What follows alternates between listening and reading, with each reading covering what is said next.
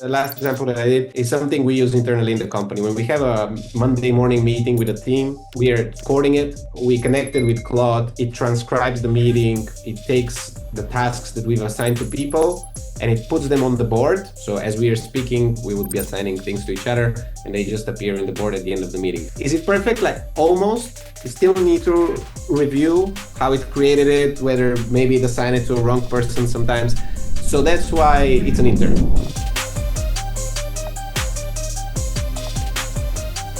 So, good evening. Let's start with this webinar on AI intern, how much money can you save? I'm very happy to do this session with Martin Anev, the CEO of Optimist Studio. Welcome, Martin. How are you? Thank you, Albert. Thank you for hosting this event. And yeah, looking forward to the conversation of how AI interns can save us money. Thank you very much. It's a pleasure to have you here in this space. I met Martin in Level Up, a leadership business institute. No, they also mentioned about AI, about innovation, about mindset, and I think it was a good experience to share this with you. Yeah, definitely. We met. Yeah, Level Up is a business school here in Spain.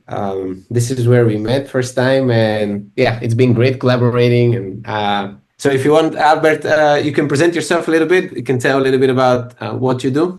Yeah, thanks, Martin. So I basically do training, coaching, and consulting for companies. I'm focused on B2B. Most of the time, I basically help developing high-performing teams, working on leadership, talent development, well-being, also productivity, and I also combine with the AI. No? So the getting magic from the two worlds, no? The IE and the AI. Martin, also, could you please let us know more about what you do? Yeah, so my name is Martin. I was born in Bulgaria and now I live in Valencia, Spain. What we do in my company is called Optimist Studio, and we're helping mid-sized companies to automate their processes and really stop the repetitive tasks or reduce them as much as possible and to automate them. Basically, we help structure inflow of different orders they may have into one centralized system and then process the orders sequentially in an automated way, automating invoices or very repetitive things in their company. This is what we help them build.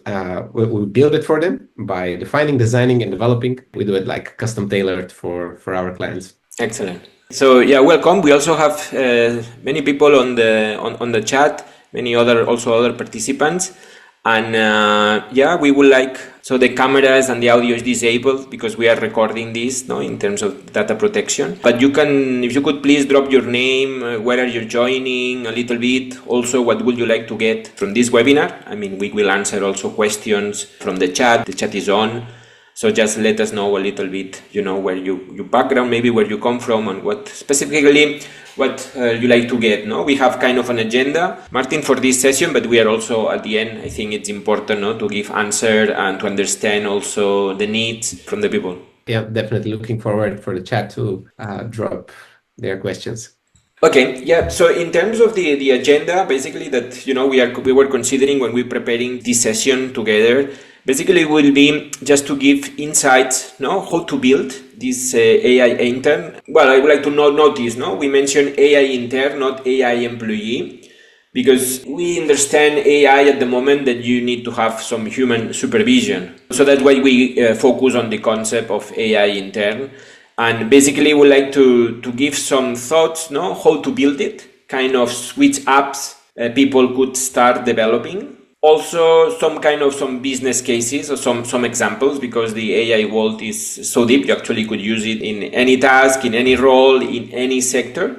So put some examples. Could be a good starting point. Also, maybe the reflection. Where should I start? Because that's something that I found a lot in my trainings. When I do with companies. So what I try to do is basically to digest a little bit, because if you see the news or in YouTube, every day there is new apps. New application, new possibilities, and this create for people sometimes a feeling, stressed a little bit that they don't know where to start. No? Yeah, definitely. I think the clarification is very good that we talk about AI interns and not AI employees, because I don't think we're still at the time where we could just fully rely on AI handling everything around, and definitely needs monitoring. And we kind of need to also treat it as an intern. Like it not only it needs monitoring, but it also needs training. It needs to feedback. It needs to learn how to cooperate well. Yeah, about the tools, like of course, there is so much more than just ChatGPT around the AI world. Right. It's not really just about asking a chat about summarizing an email or the transcript of a meeting. Although, of course, it's very handy for that, but I think there's just nowadays so many more tools that can help us be way more productive and reduce the repetitive tasks. So, for example, some very, very basic things is to have an AI scan through your emails and just give you a glimpse and warning, like what's important thing that you should go through. And of course, many mails probably are not very interesting. So if you can just skip. So it's not just the chat, but it's also connecting it to the tools and the infrastructures that we already have. There is, besides the emails, of course, but there's just so many other things in every day-to-day operations that we can figure out how to basically embed AI. So it will help us be more productive, but monitor it as an intern, not fully delegating everything and forgetting about it. Exactly. I think with time it will arrive a moment, but at the moment I think we are exactly as you mentioned, no, in this step. And also for companies or people, no, that in their business they want to start, I think it's good to have this first step, no, or this first move into automation, into agents, no, or creating this kind of scheduled task. I think it could be a good first step. Some very interesting tasks that we can automate is like, for example, creating some documents for the company. Starting from there, I think in many organizations, we have different roles. One person could have several roles in the company, but we have to define them well. So, for example, AI is very helpful in working with AI to figure out what the role description would be, and then just having the document. And then you can hire for that position, having that document, and you can also explain better to your teammates the different roles that they're having. So if we just start out from the chat into like generating more content, this is like the first thing that I think is quite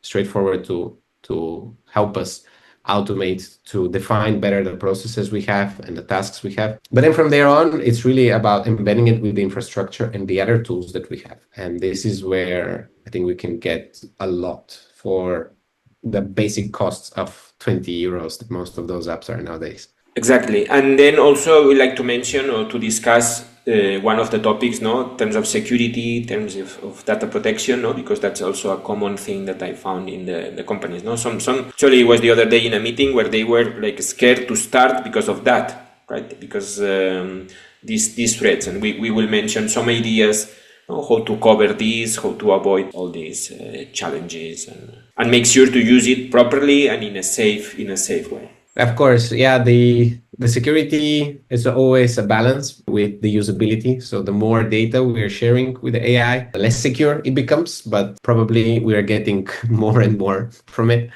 So yeah, as of today, the AI, we cannot really say it's very secure, neither that there's great practices for securing it. There, like if you give it access to all your emails and all your Google Drive, well, at least you could tell it like only read access. At least it could not delete and manage things too badly. But of course, we're at so early stage of using AI and embedding it in everything that there's definitely risks to it. And the security is something that we should either be open in embracing the risks of it, or for now there is not like too good solution for that, I guess. Yeah, let's see what they can do, no, to minimize these risks. Okay, so let's just jump. We did a general overview, and I think maybe we can start like focusing how to build, how we can build, how can start building our first AI intern. Maybe mentioning some apps, also some typical use cases, some examples. People want to start delegating. Yeah, where can we start, or where should we start? That's a nice question. So I think is from the most expensive tasks that are the least profitable. And I'll explain. The most expensive would be what takes us most time, and the time costs us money, essentially, of course. And if we have people in the team, of course, their salary is retributed with their time. So we can actually give a numeric value to it, to each task. And that's why I say the most expensive, because task could take a lot of time, but be very like very little profitable. Yeah. Essentially, like for example, let's take for example accounting, right? Like this is Mm. one of the first things that people immediately outsource out of the company. As soon as they start a company, they take an accountant and they just forget about this because it does not bring money necessarily, but it's very important because it keeps Right. us out of jail. So we need to be Important. very, very good with Important. taxes and very diligent, but it's not something definitely like brings value to the company per se. So this is the first task that we usually automate outside, or let's say outsource out of the company, because we see there's a lot of work to do and it's not bringing profitability. So the way to figure out what tasks to start automating and delegating, I think is to put numeric value to the Right. tasks we're doing. So very good exercise is to start measuring throughout the week how much time are we spending on various tasks. It requires a little bit of discipline, but for example, one week one could measure in blocks of 15, or let's start with 30 minutes. In blocks of 30 minutes, how much time are we spending on various tasks? So, for example, we identify that processing invoices or forwarding the invoices to our accountants, or asking clients to pay for those that have subscription models and they don't have the automated setup for payments, for example, being done. As I spoke with a client today earlier about this, this could take up to several hours, including like a full working day every month, for Mm-hmm. example. And it's important task to Right. check our clients, but it's something that we can automate. So the way to calculate would be to see first how much time it takes us. And we all sell our time for money. Some are more efficient than others. They just make a lot more money per Yeah. minute, even like, for example, the football players. But in the end, if we are spending 8 hours to do a task and we know the amount of money that we earn daily, we could calculate exactly how much that costs. So to be more precise, for example, if you take your earnings at the end of the month, you can divide this by 22. These are the working days, the average working days in the month, and you would get the amount of money that you're making daily. And if you divide this by 8, on average, if you're working 8 hours, this is the amount of money you're making per hour. So your salary divide by 22 and divide by 8. Actually, I can, yeah, maybe just I'll drop it in the chat in a minute. And this gives us the amount of money that we're making per hour. So from there on, we know that if a task takes us 4 hours, this is 4 times that Right. amount. And we want to start with those that don't bring us value and takes us a lot of time. I think that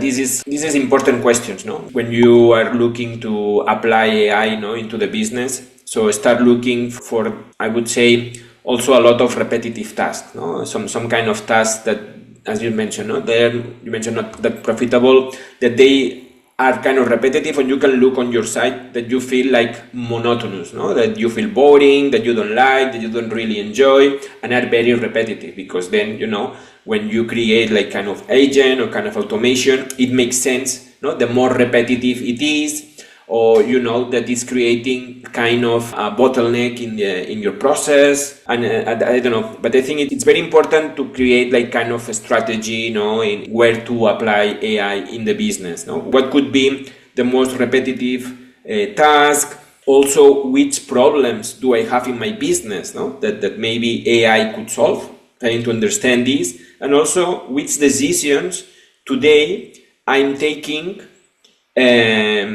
without data, that maybe with data, having this data, I could use AI to calculate. Yeah, I think the decisions are important. The AI can help with that. When we talk about decisions, we first need to have the data to measure and be able to process it consistently to AI. And in case we are not measuring, we Right. should start, right? Exactly. Like you cannot improve anything that you're not measuring, essentially. And that's a good starting point. Yeah. And I think like a lot of these, like, as I mentioned, like accounting, a lot of these like administration tasks that just take us time weekly or monthly. And there's like very easy ways to automate, but not even including AI. So to say, a very standard thing is like clients send us invoices, or partners, collaborators, or tools, even like when we pay for AI. Right. And then we need to forward them to our accountant. So a very standard way to do it is, for example, when you receive them in Gmail, just download them in out. Like there's like a way to automate from your Gmail to go straight to Google Drive, which is shared with your accountants, for example, or create a Gmail automation which is email forwarding, which is not even AI, to forward those emails to the accountants. And this way, you just save hours without even needing to pay for AI to do it. There's other ways to automate these and integrate them with other systems. So as you mentioned, like we can name some apps. So for example, like tools for automation, like Zapier, make.com, N8N, and of course, Cloud, which is AI based, but all of them have some AI versions as well. Like each of those automation tools, you can plug AI into them and enhance. So for example, you receive an invoice and then you can ask the AI to scan it, to identify where it comes from and file it in your profit and loss statement, for example, like the amount of operations that you have in the cash flow register. Yeah, these are some tools that can enable AI. Right. But of course, there's just like Cloud by itself, for example, can just take the data, process it, and integrate it with another tool. Maybe we can say, I mean, maybe some difference between them, no? Between when to use one, when to use another, exactly a little bit, which are the difference, no? I mean, I am familiar a little bit with Make, with N8N, Zapier, as you said, Cloud, Manus. I think the important thing, well, you can maybe explain better which one you use with the different clients, no? When you use one or the other. I think that's important what you said here, the amount of connections that they provide, no? That you can use your system and you can connect with a bunch of predefined, also other applications, other databases, no? Other tools. And that's what makes it so powerful. Yeah, I will rank them, say, in 3 levels of automation. So I would say the first one is, if you want to integrate a system that already has included integration, so for example, your CRM may have email automations and integration with your email domain provider and so on,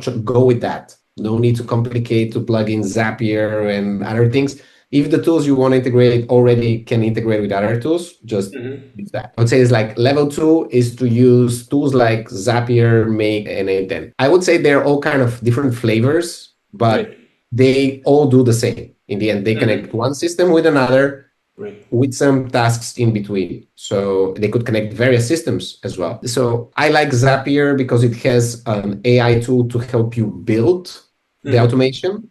Right. So you can just prompt it and it's going to start like creating the automation, but then you need to plug in your credentials and so on.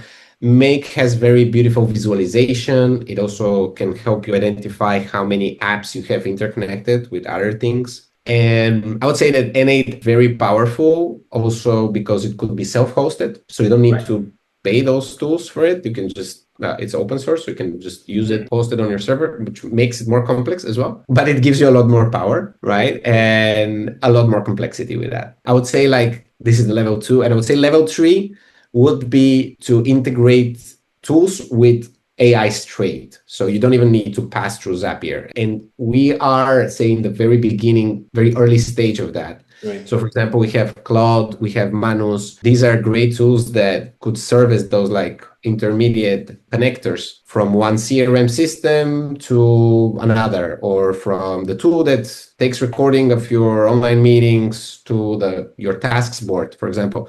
And Cloud could just take the recording, the transcript, crunch it, and create tasks in your board. And it can just create it with a prompt. So I think the easiness of creating it is great, but it's still very early stage. So we're still not too many things are integratable. There's still like path to grow there. Yeah, the other day I was hearing kind of a metaphor that where we are in AI at this moment, at this early stage that you mentioned, is when we started internet with 56 kilobits. I don't know if you remember the modems. They were ringing like this noise to connect to internet. So that was the metaphor that I found it was a little bit interesting. Yeah, what fascinates me when I do these trainings for the companies is that you can like prompt everything. I mean, every automation or most of these integrations with agents, with Zapier, because people is a little bit of this must be complex, this must be hard to do, and you can exactly, as you said, with prompt, you can create this automation, these schedules,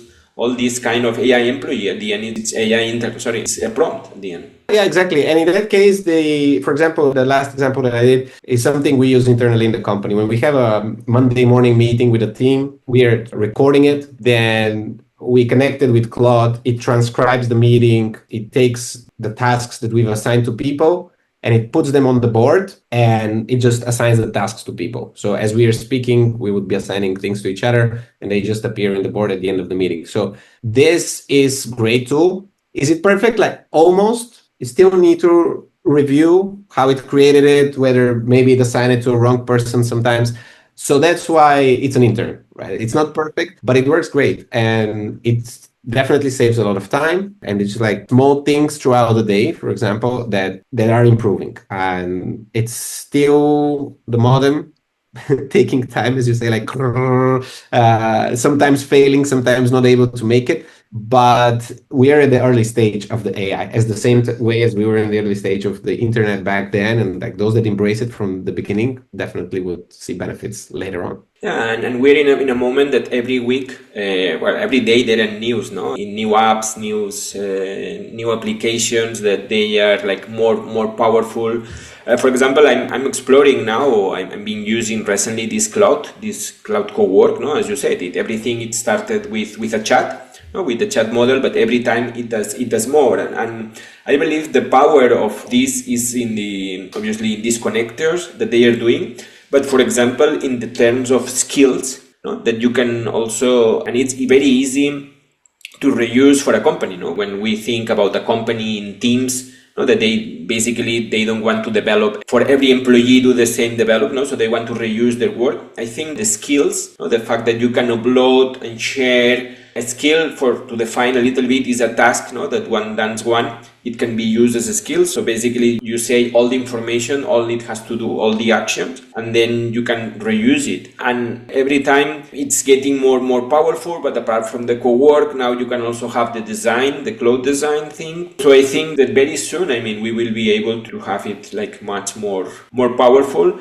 And for example, one of the areas that I am exploring, and I think it has more power to use, is in cold email, for example, or email outreach, because you can automate all this part for the cloud, no? The preparation of the templates and also to do these emails for you. Maybe you want to do it first, send it to you as a draft or creating as a draft, and then you just verify it before, as you said, no? That giving all your email the power to send it, but you can create these parts, no, to this double verification, no, this human verification. Yeah, great that you mentioned the code outreach, Albert. I know that you are looking more into that. For example, have you come across something with LinkedIn? Yes, with LinkedIn, it's a very powerful platform, no, to get email, to get leads. So I think it is very easy to create this intern, no, for example, that do this kind of prospection for you, that you can also help into creating the posts, for example, for trending topics. No, what is popular in the area, what is getting more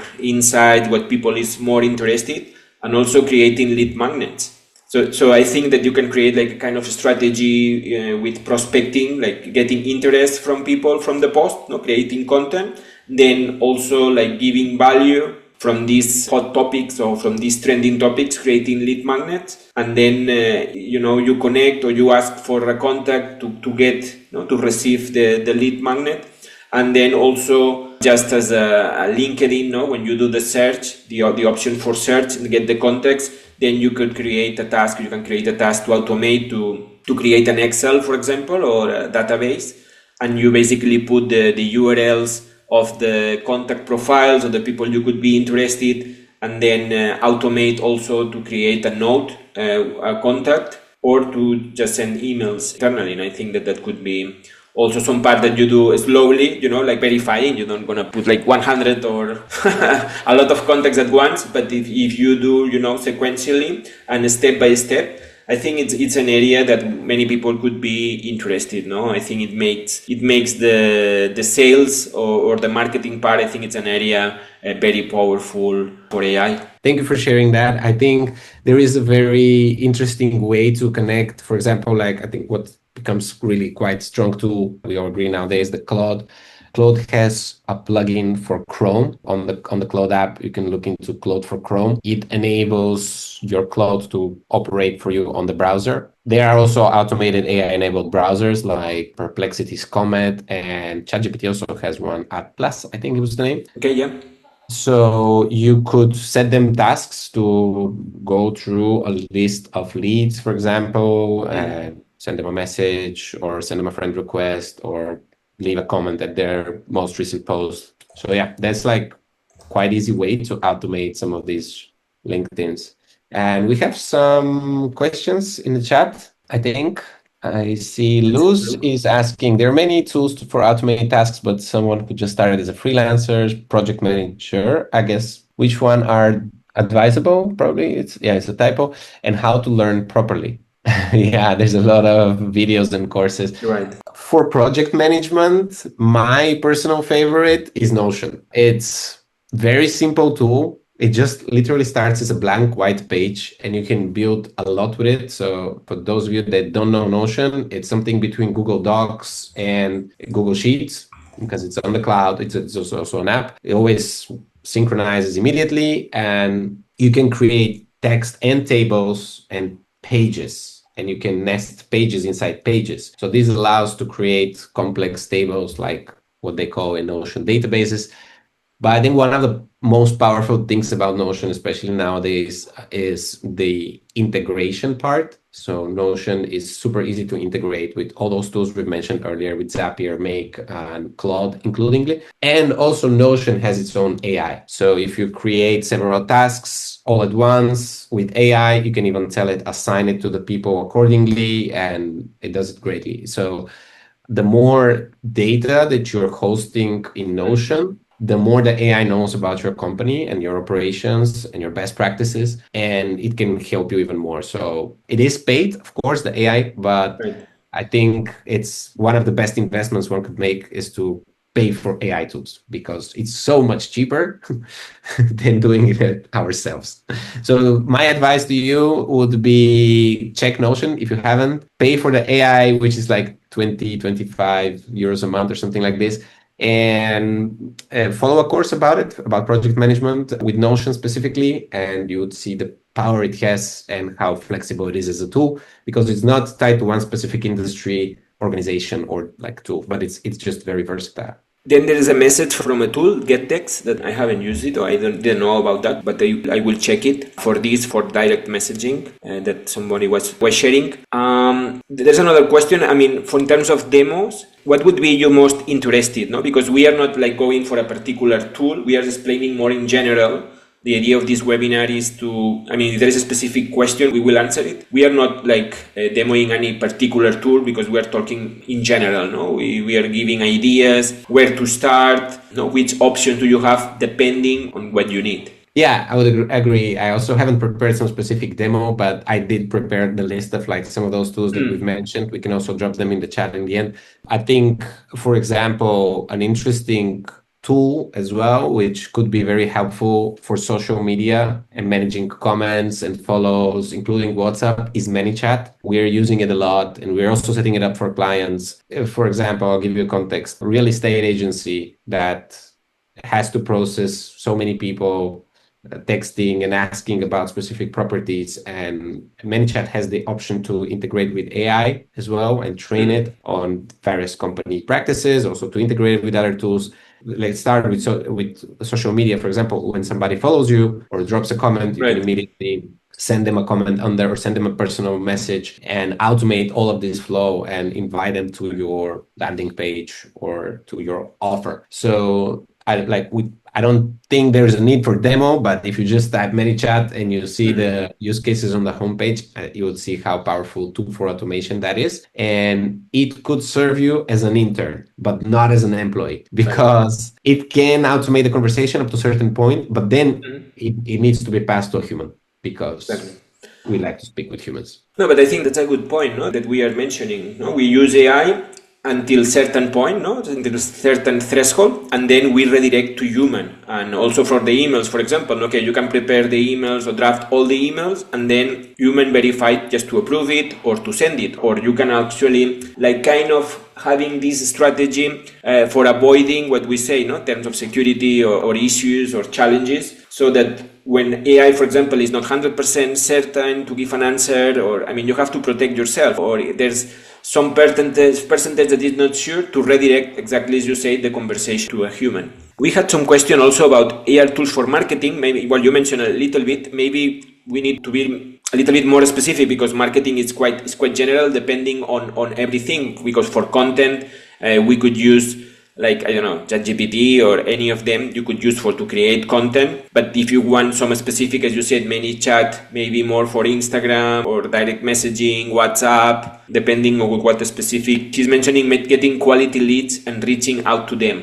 But I would say depending on the platform, no? Because we were talking for LinkedIn. For example, ManyChat is not available for LinkedIn, right? It's I believe not. Yeah, correct. And ManyChat, I would say, is more about the automating actions with workflows. So right. somebody sends you a message on WhatsApp, like probably you've seen it in social media as well, like send me a keyword automation. Right. And then there's like a whole automation coming in out of that. For getting leads and reaching out to them, there's many tools out there. I would assume that the context that you're asking is cold outreach. So for example, one of them is Apollo, Apollo. And we'll drop all of those links in the chat and also in the comments in the description of the recording of this webinar.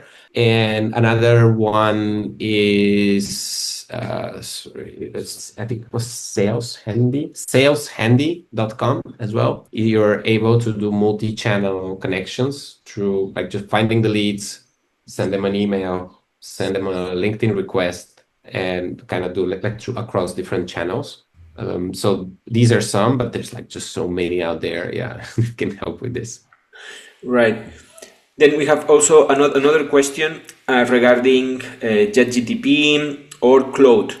I started with ChatGPT, with OpenAI, the paid version at the beginning, because I think one of the important thing here, Martin, to say, as you said, is the difference is when you train the AI, no? Because that's what it gives you more power, no? Because it has general answers that for everyone, but when you customize for your business, for you, when you learn how to have this training, and that was, for example, with AI, with the GPTs. When you create your own GPTs, when you start like adding your documentation, your branding, I don't know, your value proposition, when you start like feeding it, training it with your own documentation, also with who you are, I don't know, I'm not sure, updating the memory, that's very powerful. And I started it with ChatGPT. Then recently, because I was doing some training for a company and they were paying for Claude Pro. So then I was more focused on Claude.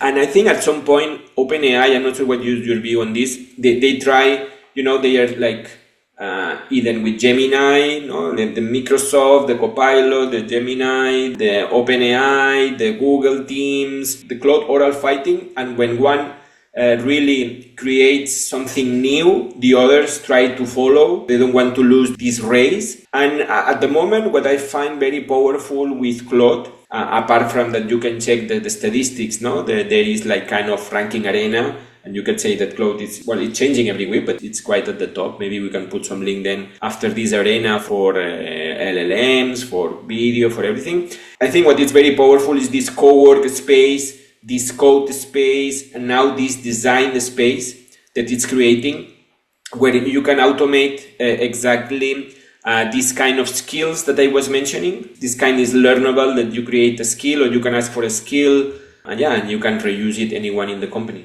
I'm not sure your view on this, Martin. What? So I think I also started more with ChatGPT because I think this was the first one. I even have a video on my YouTube channel how I started a business idea with ChatGPT, just brainstorming together. And the AI suggested what we can build over a weekend together. Then it became a whole product. Then we sold it. So that was great. But the big problem back then, this was 3 years ago, was really the memory, because every new chat you start and then you Right. have to explain it again, like what is coming, what is it about. Then as you mentioned, like the custom GPTs helped with that in a certain way, like that they would retain at least the context of the company, but not necessarily like the whole history of the chat. And I think at the age of where we're, one of the great improvements was the memory, really, that you can just continue a long chat over the same topic, and not only the skills and the brand of the company, but also like the whole context of the conversation. So for that, I find Claude to be better. That's just my personal experience. probably because we're in software development. So Claude is very good at software development, but it's also and the AI that we have in the app for it is great. The co-work part, which integrates well with a lot of different tools, I find very handy as well. And yeah, in terms of the limits, the person asked in chat, of course there are on both of them, and like they've like these companies realized, of course, there's like so many automations that can spawn, and out of that, so much more can go on. So many grades that are burned. So yeah, start with the basic version, pay for it. What I do, for example, in Claude is like I have also enabled extra spending when I really need something to be produced right now, and enable after that like to basically expand that to more, because in any way that I look at it, it would be cheaper and faster for me to build it with AI, whatever these task automations that we're talking about, than if I need to do it myself or somebody from my team. Oh, exactly. I mean, and you put it very clear. You mentioned very clear when you start thinking if you reduce time, your hour has some cost, right? And specifically because you have an example, for example, of solopreneur that you have to do a lot of tasks, you have to do all the roles. So you can start receiving help from the AI. I think it's very powerful, and obviously you save. If you count the amount of hours at the end of the month, right? It's much less than it costs you. Nevertheless, that every time it's increasing. No, recently I saw these companies were having a lot of losses. No, that they are creating this kind of they plan to recover with the time. So I think it's expected the prices will increase, but obviously I think that it's worth the investment. Yeah, absolutely. The investment in that is, even if we think about, what the Claude Max and Max Pro, was it the naming that, it's €100 or even a €200. Comparing this to getting an employee, it's just so much cheaper. And you're getting an intern. You're not getting an employee, but still it's cheaper than even getting an intern, and it can process really a lot and very efficiently. Sometimes with errors, of course, but even a human would do it. So my advice is really to treat it as an intern, that as the same way you would treat a human. Like when something doesn't work, explain what, and then tell it, okay, now save that to your memory, or like improve the skill and learn from that. So then actually next time it's just so much better. So as we were having a question here, I think that we both agree on Claude. I mean, for me as well, I'm paying still OpenAI as well, but Claude, I discovered it, for this training for this company. I start using the co-work, and really in love with this. Yeah. I pay for Claude. I pay for Gemini as well. I still pay a little bit for ChatGPT, but more for the API part. And well, I'm definitely using Claude most. Although I also use, like, for example, Gemini, I use a lot for photo editing. And if you saw the intro of the banner we had today, these images were generated with Gemini. This is, to me, Claude is, as of today, where we are, seems to be one of the best tools. Definitely. And every week there's a new update. I mean, they just recently launched the design part as well. Okay, I'm asking if there is more questions here. For me, maybe we can say something a little bit more about security or data protection. I don't know, because I think that's something that sometimes it's a challenge, or it's really a question for business, no? I mean, obviously you need to be sensitive which data are you putting there, no? Which private data are you putting there? And then also, obviously, when you use free versions, I mean, you know that you are training the algorithm. I mean, I would recommend never to use free versions with something related with the business, no, with something confidential data or anything like this, no. At the moment you start paying a license, there are different licenses that have different levels of security, but at the moment, I would say, I'm not sure if you, Martin, agree on this, but then at least the company that is offering the service, it should be responsible, no, to give you this security. And for example, if we talk, also I know when we talk about images, that when you have the license, also it gives you the copyright, let's say, of these creations. Yeah, security is definitely a concern. Right. We can only trust AI so much right now, and like what the companies are doing, of course, with the data, and of course, never give it access to your credit cards. If you give it access to the browser, even like most of those automated browsers usually have a stop at the payment page, and they tell you like, I'm not going to handle that. You do it better. You do it yourself. I am more, so to say, on the risk side from the point of view of like, I allow it to read through my emails and through the documents on Google Drive, but I don't create the emails with AI. I don't allow it to manage my files on Google Drive. So these are like some of the limitations that we are putting inside internally in the company. But the AI you could embrace from various points of view depending on the business that you have. For example, in a travel agency company that are our client, they have very repetitive tasks of looking for flights, looking for trains, looking for hotels. So we automated the search for that with AI for each request that they're getting, like being also like compliant with the various policies that they have inside. So that data is a one-time search. So something similar that you may just go on booking.com and search for it. So it is able to, separate the company data from the search and not necessarily expose the secrets and all of that, because we created a tool for them which is only searching, and only reading and suggesting, but it's not proactively doing stuff like booking things, because Right. we're still not trusting it. And I think we should always like be cautious about it and just read permissions and It needs to be defined, no? To be defined the threshold of the AI. You do here until this point, and then as you mentioned, then you connect to a human to really complete the task, to do this final stage of payments, do the most sensitive or critical part. Yeah, I think to answer also one of the questions that we have there about the solopreneurs and the AI tools worth paying for, I think Google Gemini is very good for image editing, but there's like a lot of, probably nowadays also ChatGPT is very good at it. So if you need to process images, I think that's a great tool. Of course, we mentioned several times Claude to connect with other tools. I would say Kling AI is something I really like about video editing. FreePic as well. You can do videos and actually also videos and images on FreePic as well. So I think these are some that could be very helpful. Gamma is very, very helpful for presentations. I think very recently, just this month, Claude introduced connections with PowerPoint. So maybe Gamma will be that soon because now you can plug in your PowerPoint with Claude as well. So these are, for example, some of the tips that I will give for solopreneurs. Great. Okay. So not sure if there's going to be some more questions. Okay, I think we covered most of it. Yeah, if anyone is specific about something, I think the idea was to give a general overview, no, of where to start, no? Exactly, that's one of the questions. Where to start, how to build, what makes sense to use AI, and then also considering this threshold, no, why we call it AI intern. We use it until some point, then we have this human supervision, and also mentioning this about risk, security concern. I mean, about this topic about security, I mean, for me, it's always, you can have the option to, as you mentioned, to install it locally. Not sure if this is something that your customers are asking, to do the whole setup locally in their servers, maybe, so then, the data is not moving from there. Yeah, of course.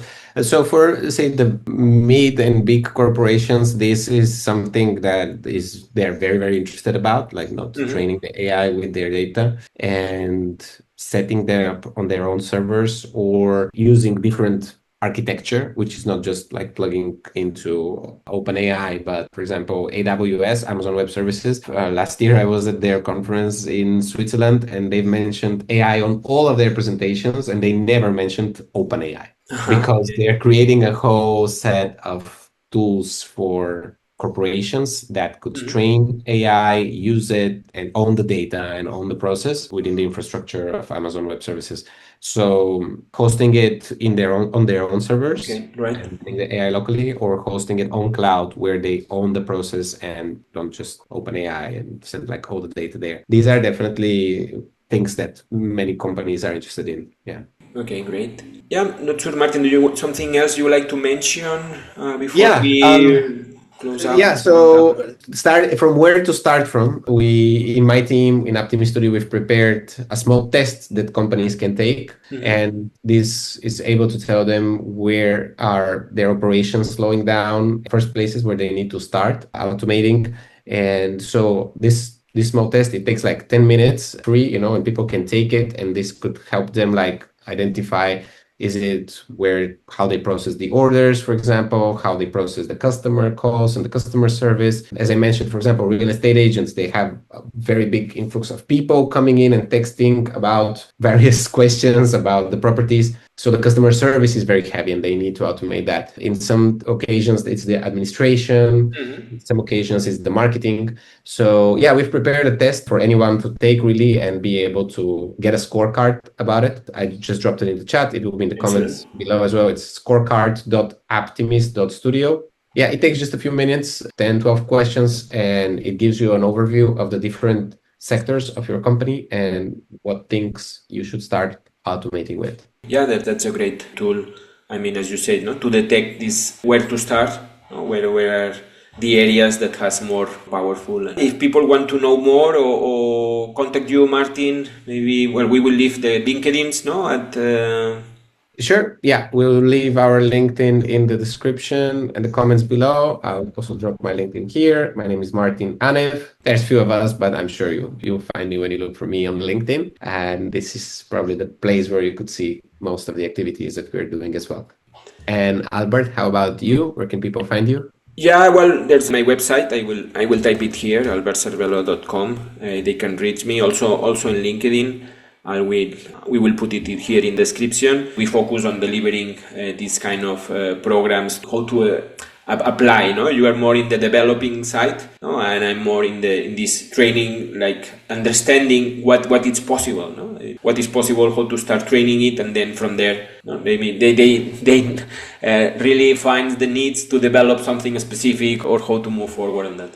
Wonderful. Thank you very much, Albert, for having me today. Okay, it has been a pleasure, Martin. Thank you very much. And maybe, I don't know, we can think about another topic in the future and, support these people in how to integrate AI, in their business, how to make the most of it to maximize results. Absolutely. Thank you, everybody, for tuning in and asking these great questions. And looking forward to the next one.